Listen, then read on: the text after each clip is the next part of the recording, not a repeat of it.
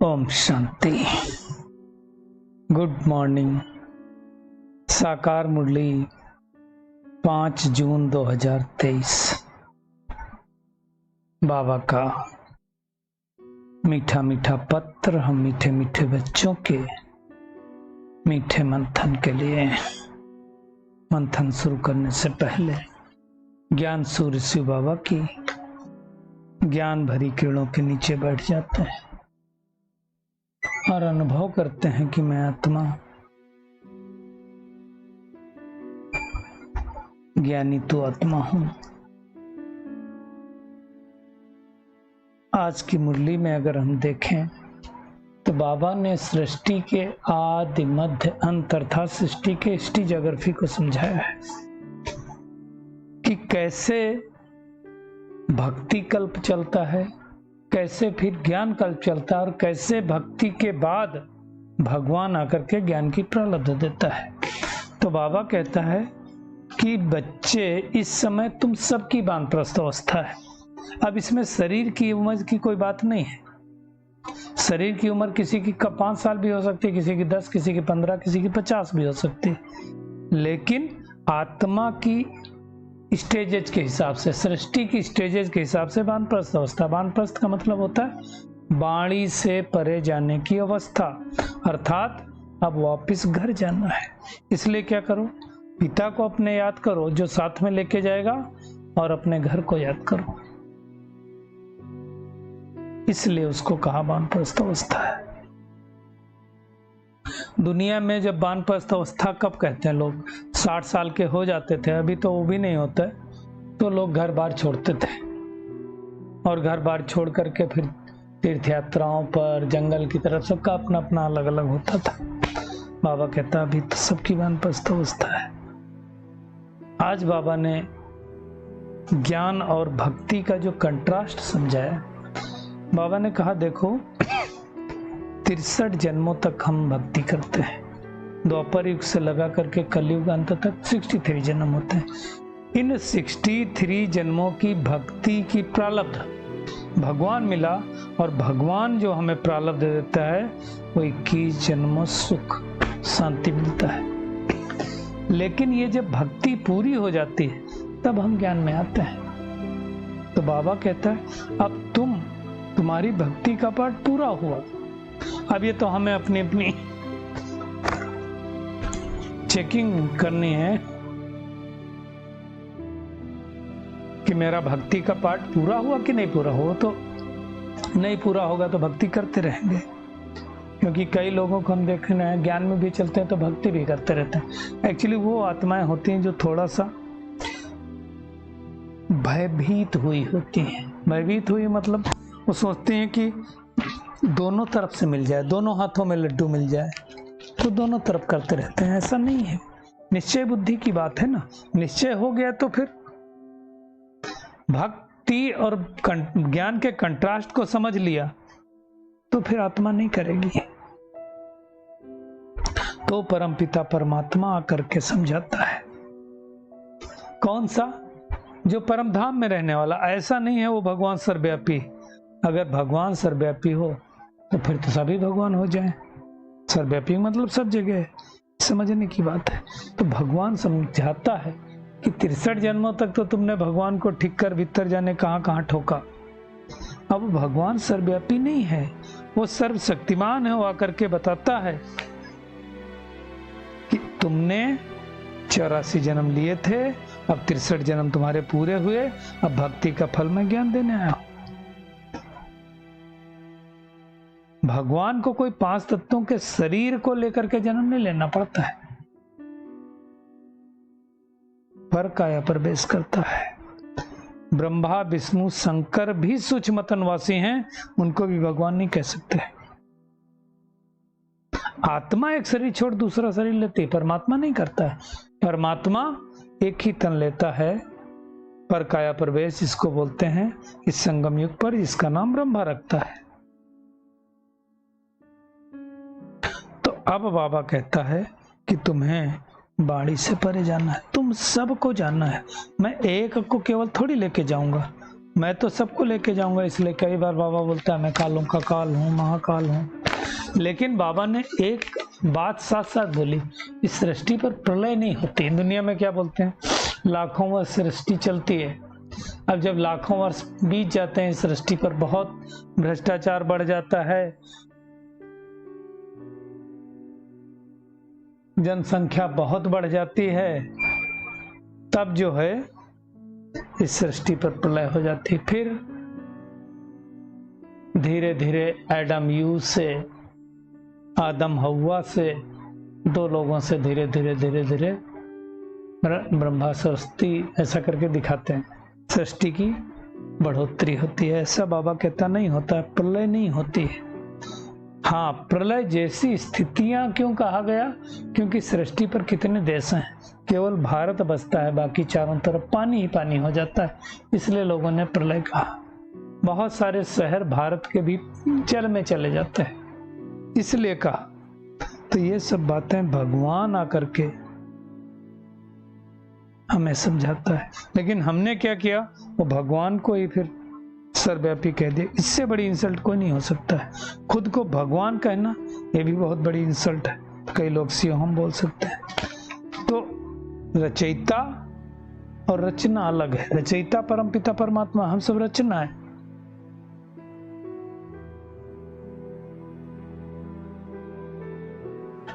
बीज को दुनिया में कहते हैं बेंत है, भगवान के लिए कहते हैं बीज कभी बेंत थोड़ी हो सकता है। हाँ, टाल टालियां पत्ते बेंत हो सकते हैं। तो सृष्टि पे कितनी आत्माएं हैं एग्जैक्ट तो कोई काउंट नहीं कर सकता है ना। तो ये सब बातें सृष्टि के आदि मध्य अंत का राज बाबा कहते हैं तुम जानते हो, क्योंकि बाबा ने हमें समझाया, दुनिया में किसी को पता ही नहीं है। अभी बाबा कहता है नरक का जमाना है, सब कुछ तो नरक का ही है।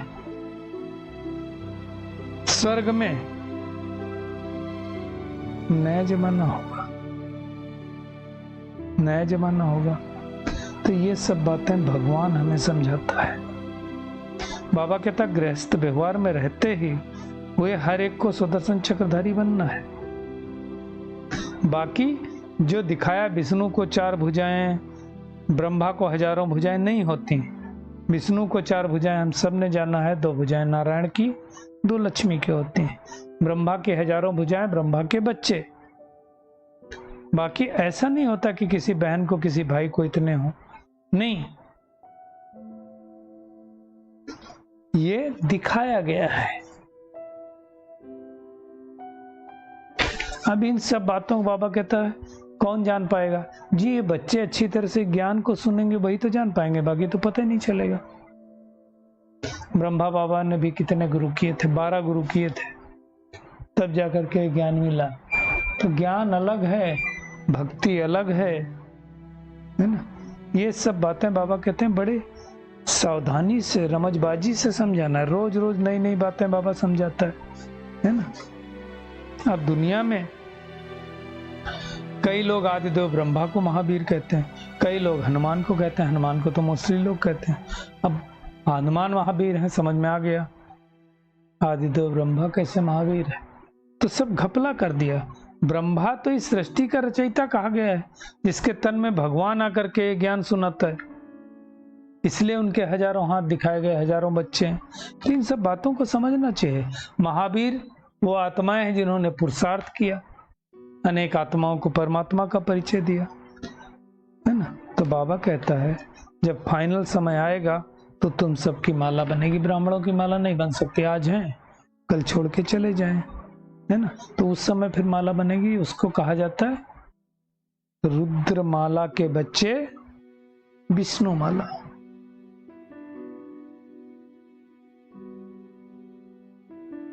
रुद्र माने क्या होता है, शिव। दुनिया में शिवलिंग बड़ा बनाते हैं, फिर शालिग्राम छोटे छोटे बना करके पूजा करते हैं। शिव कौन है, शिवलिंग जो बनाया वो परमात्मा, शालिग्राम उनके बच्चों की निशानी है। तो ये सब समझने की बात है। तो बाबा कहते हैं तुम जानते हो ब्रह्मा द्वारा नई दुनिया की स्थापना हो रही, फिर आहिस्ते आहिस्ते ये दुनिया बढ़ती जाती है, 1 से 2, 2 से 4, ऐसे वृद्धि को पाते रहते हैं।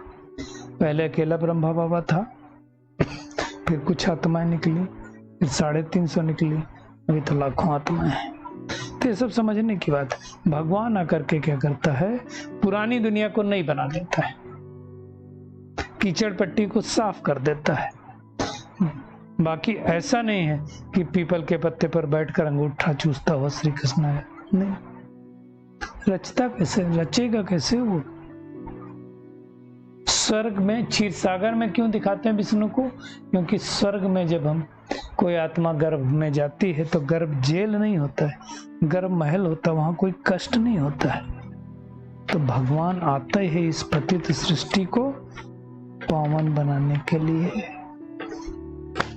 और कोई बना नहीं सकता इस सृष्टि को पावन, बाबा को ही आना पड़ता है। और आकर के कितने दिनों से ज्ञान हमें सुना रहा है, सन 1937 से लगातार भगवान ने ज्ञान सुना रहा है, और उसके द्वारा ये ज्ञान सुन करके हम भी खुदाई खिदमतगार बनते हैं, अर्थात खुदा की खिदमत में लग जाते हैं। तो आज क्या करना है, एक तो हमें निश्चय कर लेना है कि हम सबकी वानप्रस्थ अवस्था है, अब घर जाने की तैयारी करना है। ज्ञान का सिमरण मनन चिंतन करके सुदर्शन चक्रधारी बनना है, सदैव खुशी में रहना है ना। हर एक भक्त को भगवान का सत्य परिचय देना है, भटक रहे हैं उनको भटकने से छुड़ाना है, ब्रह्मा की मददगार बनना है। अब देखो कितना भटकते हैं, भक्ति में हम भी भटकते थे, कितनी मेहनत करनी पड़ती है, रात भर लाइन में 24 घंटे 36 घंटे, फिर कहते दर्शन हो गए, दर्शन का टाइम आया तो बाहर निकाल दिया जाता। तो बहुत भटकना, भक्ति में बहुत मेहनत करनी पड़ती है, लेकिन भक्ति नहीं पूरी हुई थी तो करना पड़ता है।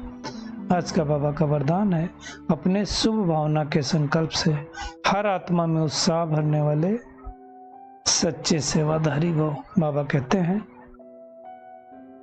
आप बच्चों की शुभ भावना की हर आत्मा बाप से प्राप्ति की अंजलि ले लेवे। हम सब तो यही चाहते हैं कि हर आत्मा को भगवान का परिचय मिले, हर आत्मा स्वर्ग में जाए, सतयुग में जाए। बाबा ने कहा, इसी शुभ भावना का फल उन आत्माओं को अनुभव करने का बल मिलता है। शुभ भावना के संकल्प में बहुत बड़ी शक्ति है जो चारों ओर के वातावरण को बदल देती है। तो सच्चे सेवादारी वो हैं जो स्वयं भी उत्साह में रहते हैं और सेवा भी उत्साह से करते हैं, और अन्य आत्माओं में भी बाप के परिचय द्वारा उत्साह भरते हैं। उत्साह, बाबा कहता है, ऐसी चीज है जो उसके आगे परिस्थिति कुछ भी नहीं है। वो वार करने के बजाय बलिहार हो जाते हैं। तो हमें उमंग उत्साह में रहना है और दूसरों को रखना है।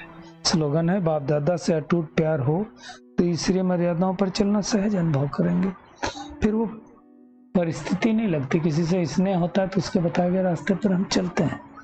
चलिए परमात्मा किरणों के नीचे बैठ जाते हैं और अनुभव करते हैं, मैं आत्मा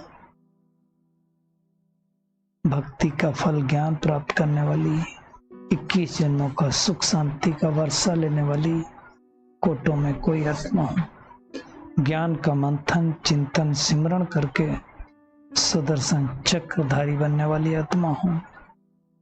अनेक भक्तों को भगवान का सत्य परिचय देकर उनको भी भक्ति में भटकने से छुड़ाकर भगवान की राह पर चलाने वाली खुदाई खिदमतगार आत्मा हूं। अपनी शुभ भावना शुभकामना के संकल्प से हर आत्मा में उमंग उत्साह भरने वाली सच्ची सच्ची सेवाधारी आत्मा हूं। शुक्रिया मीठे प्यारे बाप दादा, शुक्रिया आप सभी का इस मीठे मंथन के लिए। ओम शांति।